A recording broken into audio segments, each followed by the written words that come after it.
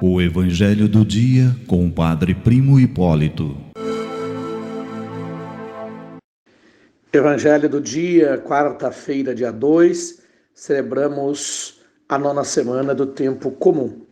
O Evangelho que nos ilumina é de Marcos capítulo 12, versículos de 18 a 27.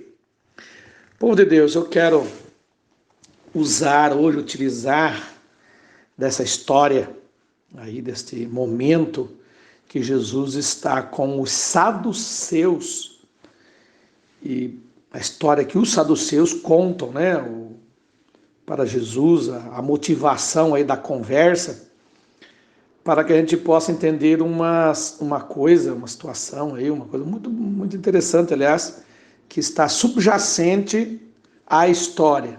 O Evangelho não explica isso, mas vou tentar explicar para vocês perceberem como que dentro do Evangelho, dentro de uma história, a gente consegue assim olhar a profundidade do amor de Deus em nós.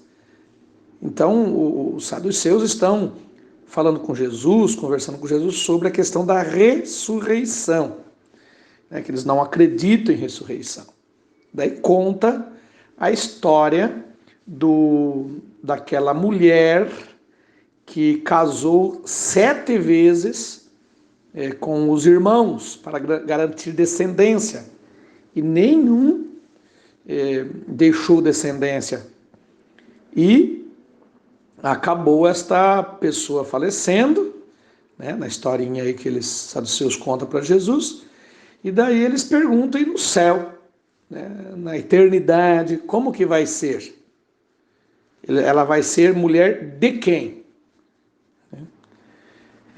Eles colocaram uma questão de ressurreição, que eles não acreditam, para Jesus que prega a ressurreição, e coloca também essa situação de se houver ressurreição, então como é que vai ficar essa situação dos 7 que ela casou-se? Então Jesus vai dizer que na eternidade ela não vai casar com ninguém, porque ninguém se dá em casamento na eternidade. Serão como anjos, viverão a plenitude do amor de Deus. Contemplará Deus tal como Ele é. Então, o que é que está subjacente a isso? Está subjacente, está escondido, a mensagem que está escondida aí é a seguinte: vocês sabem, todos sabemos, que o número 7 significa, na Sagrada Escritura, não é numerologia, por favor, ele tem um significado de perfeição. Por isso, 7 dias da semana, de novo, 7 sacramentos, por isso, 7 dons do Espírito Santo, a multiplicação dos pães e dos peixes, 5 e 2, 7, a segunda multiplicação, 7 pães, então tudo é 7. 6 talhas para purificação é imperfeição, Jesus se torna a 7ª talha. Então tudo o 7 mostra a perfeição, e fora do 7 a imperfeição, como é o número 12 também. Mas aqui no caso foram 7 irmãos que casaram com esta mulher. Então veja bem, a mensagem é a seguinte: durante a vida, esses irmãos, essa família, essa mulher tentou viver a plenitude.